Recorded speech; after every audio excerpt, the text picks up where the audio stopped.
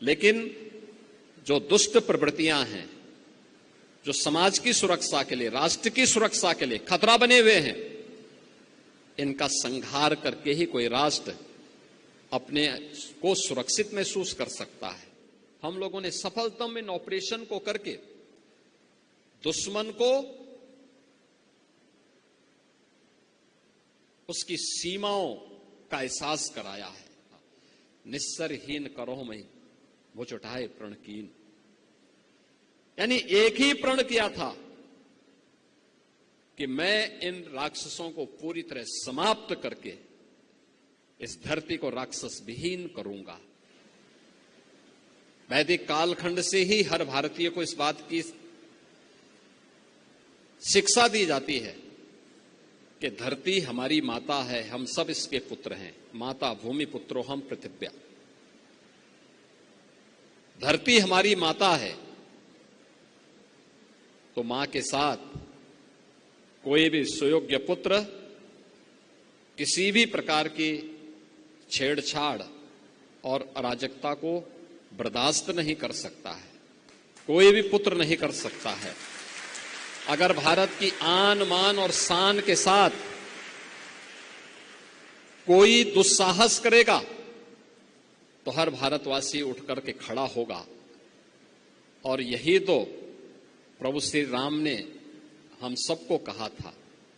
उनका उपदेश इसी बात को लेकर के, जब उन्होंने जंगलों वन के दिनों में, जब वनवास उनको हुआ वन के अंदर, और उस समय की भारत की सबसे बड़ी चुनौती जो थी, वे जो राक्षस थे, रावण के राक्षस थे, उन राक्षसों के उत्पात के बारे में, उनके उपद्रव के बारे में जब उनके सामने इस बात को रखा था तो उन्होंने एक ही संकल्प लिया था। तब उन्होंने कहा था, भारत की विद्वत शक्ति के सामने उस समय उन्होंने एक ही संकल्प लिया था, निस्सरहीन करो मई वो उठाए प्रण कीन। यानी एक ही प्रण किया था कि मैं इन राक्षसों को पूरी तरह समाप्त करके इस धरती को राक्षस विहीन करूंगा। ये राक्षस विहीन करने का मतलब उन उपद्रवी तत्वों को जो हमारी राष्ट्र की सुरक्षा में सेंध लगा रहे हैं, इनसे अपने राष्ट्र को मुक्ति दिलाऊंगा।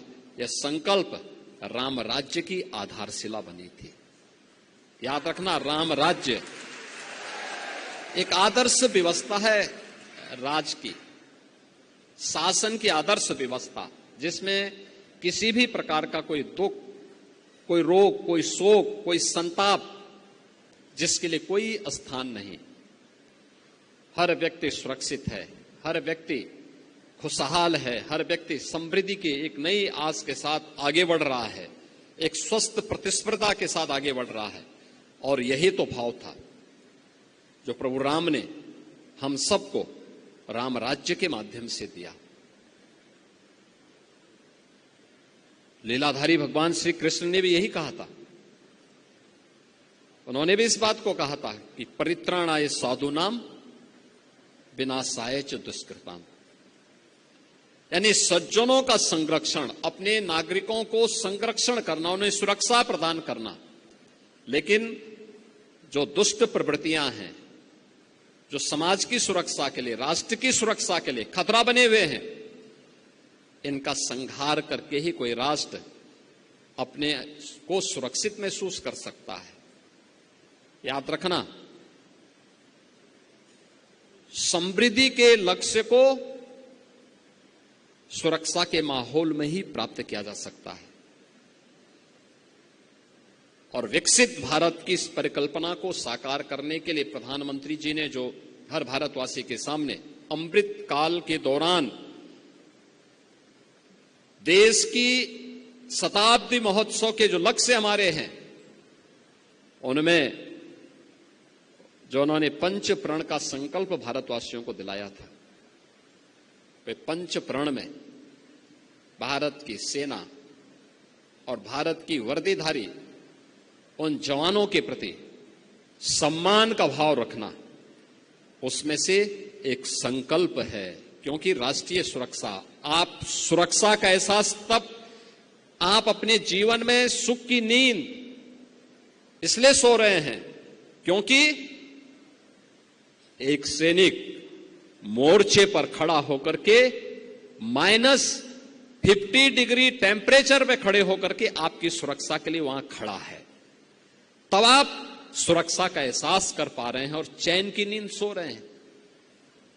देखो, आप सुरक्षा का एहसास आपको इसलिए हो रहा है, आप अपने घर में इसलिए चैन की नींद सो रहे हैं क्योंकि एक जवान अपने मोर्चे पर खड़े होकर के लगातार सजग होकर के आंतरिक और बाह्य सुरक्षा के प्रति, पूरे देश के प्रति अपने कर्तव्यों का निर्वहन कर रहा है। तो उनके प्रति इस दायित्व का निर्वहन करके सुरक्षा के उन लक्ष्यों को प्राप्त करने में हम भी योगदान दे सकते हैं। भारत की सेना दुनिया की सर्वश्रेष्ठ सेनाओं में से, देश काल और परिस्थिति के अनुरूप वह भी अपनी रणनीति बदलती है।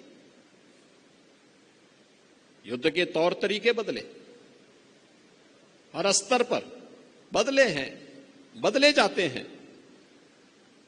अलग अलग समय में कब सर्जिकल स्ट्राइक हो, एयर स्ट्राइक हो, या पहलगांव के बाद ऑपरेशन सिंदूर हो, आपने सब में देखा होगा कुछ ना कुछ बदली हुई परिस्थितियों में हम लोगों ने सफलतम इन ऑपरेशन को करके दुश्मन को